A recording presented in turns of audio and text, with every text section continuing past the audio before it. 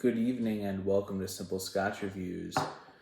For this impromptu video, we do have Edradour 10. It's a Highland single malt Scotch whiskey, bottled at 43% ABV. It is natural color for those who care about that. So let's dive on into this whiskey. So I'll just start it off by saying Edradour is a distillery that I'm rather new to. But it came to me with so much hype. I feel like if you're familiar with the whiskey circles, and there's lots of whiskey groups out there and things, but if you're familiar with those, there was a ton of hype for Glendronach, and then it seemed like, and there still is, but it seemed like once Glendronach got hyped, the people that, that's too mainstream for me, I'm going to be cool and go over and do something else. A ton of them moved on to Edradour because they had to hype the thing people didn't know, because other people, it was almost like other people liking Glendronach made it so that they can't like it and they have to go like Edradour, but whatever. None of that matters. I started seeing Edradour a lot more hyped once Glendronach got more popular, but seeing all the love for Edradour and just seeing how some people are like, it changed their whiskey experience and all sorts of other things, I'm just like, I've got to find a way to try it. My state doesn't carry it, so I can only get it when traveling. Came with very, very highly lauded, and don't turn off the review. I'm going to say it did not, I didn't get any part of this whiskey that everyone else got. Or not everyone, but the people that were, saying you've got to try Edradour. If you like Glendronach and like these other things, you've got to try Edradour. It's so good. It's amazing. One of the best whiskeys you'll ever have. Some of the descriptors they used for Edradour, as I get into my review, I'll explain, but I didn't get any of it, and I'm kind of shocked. Like, I'm nosing this whiskey and still seeing what other people have said. It kind of surprises me because generally there's a bit of a somewhat agreed upon, here's similar notes we're getting, but again, everyone's whiskey experience is different, and I'll dive on into that. One of the things in specific really caught me off guard, but let's take a look at the whiskey. So right away on the nose it's a very nutty whiskey. That's one of the defining qualities, I'd say, just because I notice it because it's not something I get in a whole ton of whiskeys. Definitely nutty. There's really a funky musty note going on. And I mean, there's musty notes in sherry cask whiskey, but this is kind of really, really musty. I also want to point out that the other Edradour I've had for comparison would be the Edradour 12 Caledonia. So I'm hoping to do a comparison video here soon. Definitely nuts. There's some just overripe fruit there and a really overripe berry note there. Nuts, the overripe berry note. Maybe, toasted almond maybe. But along with the fruit and nuts, there's that musty note really stands out as unique. I've heard some people talk about the Edradour funk we all love or something, and so maybe that's what they're talking about. I don't know. It's not, super appealing. It's not enough to turn me away from the whiskey, but it's not like, oh, that smells amazing, I want to try it. If anything, that's the one part of the nose that's giving me a little pause. But yeah, the nuts and the fruit, very, very nice.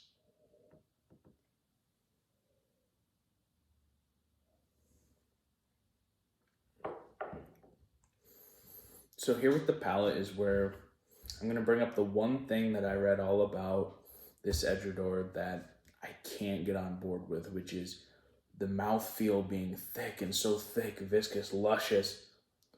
This whiskey, had I not seen this whiskey, I just tasted it and I was right away immediately taken a bit back by the fact that it seemed quite thin and watery. Not from the standpoint that lacking flavor, just the mouthfeel to me was very thin. So that was kind of like, wait, is this the same whiskey people are talking about? Because they're talking about how thick and luscious and sherry cask it is. And yeah, there's sherry cask, but it's not, to me, very, very thick or anything. That being said, on the palate, still getting those nut notes. They're nice, very toasted nuts. The overripe fruit carries over. Again, like I also got in the Edradour Caledonia, I really just get fruit, some wine, a generic just winey note too, but I don't really get the fruit flavors I can pick apart, like whether it be Edradour or Glendronach, any other sherry cask, Macallan, other sherry cask whiskeys, I tend to be able to pick out specific fruit notes, but with Edradour, it seems to just be a generic fruity, sherry, winey note. Yeah, fruit's there for sure. Can't tell you what kind. But yeah, it's something overripe berry something.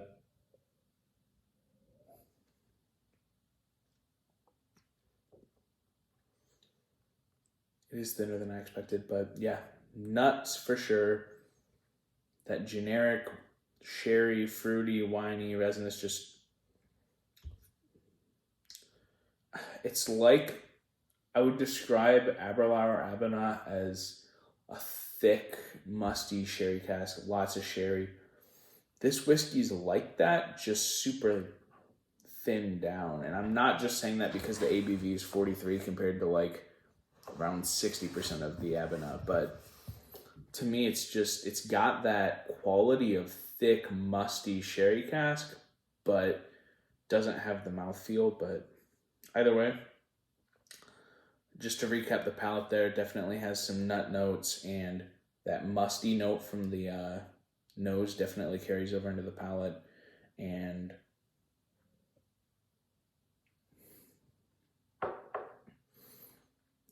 nuts and fruit quickly initially on the palate. Then it does start to give way to, I get a woody note in this whiskey. Lingering, well, the finish, going into the finish of what finish there is there's a wood note that comes in, and I also have some nice baking spice, maybe cinnamon. Yeah, some nice baking spice shows up as the other notes fade, but we have fruit and nuts, wood shows up, baking spice shows up, done. There's no gradual finish, it's kind of just a drop off, and you catch some baking spice along the way during the drop off. It's a really short finish for me. Even compared to the other whiskey, Edradour 12, the Caledonia, it's a very, very short-lived finish comparatively. I will put up a comparison review of the two just to kind of help those who haven't tried Edradour and are looking to try one.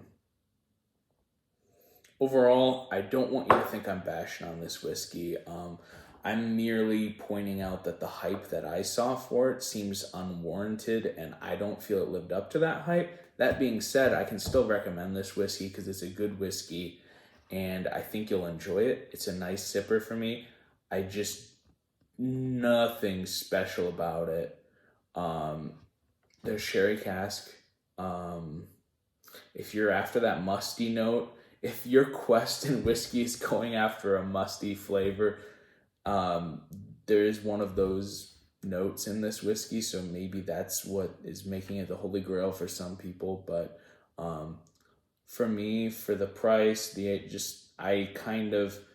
it's good. It's worth trying. It's a sherried whiskey. I'm a fan of sherried whiskey, so it's definitely worth trying, and I can recommend that. I'm just not gonna pile on to the hype. But that being said, thumbs up recommendation. It's nice. Don't want this review to seem like too much of a bashing. It's more just a bashing down of expectations to a good whiskey from something amazing, but good whiskey. Check out the channel, subscribe to stay up to date with reviews. Check out the channel, tons of other reviews there. Hopefully find some you enjoy. Hopefully these reviews help you if you're considering purchasing a bottle or tasting it. And I know there's a lot of people with whiskey that just have trouble picking out notes in general, and there's nothing wrong with that. It can be tricky. For me, it's trickier in some whiskeys than others. This is a good example. I had trouble picking apart those fruit notes, and I could pick out a couple notes. And I know a lot of people are like that with a lot of whiskeys, so hopefully the reviews giving more tasting notes can help you identify more. And I know there's people out there that can identify a lot more than me. Maybe they have a better nose. Maybe they just elaborate. Like maybe if I say, there's an easy way. Don't feel bad if you can't pick out a lot of notes, because there's an easy way to say, I taste an apple note, like maybe a red apple. And then someone else can flower up the language to being red apples on a crisp, cool fall morning in the countryside of Minnesota, or just something like, people do that. Doesn't mean they know or can detect a whole lot more notes than you can. But I guess my advice there is to not feel too bad if you're having trouble picking out notes. Try more whiskey too. That definitely helps. Definitely a nice whiskey I can recommend, and I can add my own bit of hype that nope, can't do that. It's the best 10-year-old Edradour I've tried. Sorry, I was gonna say it's the best 10-year-old whiskey I've tried, but then my mind got drawn to that Glendronach 10 Portwood, and that's definitely better than this one. So I can't say that. It's very good for a young whiskey as well. It's a nice whiskey overall, and I know I'm rambling on that. So either way, hope this helps. Check out the reviews, like, subscribe, enjoy your Scotch, and enjoy the journey along the way. Thanks for watching.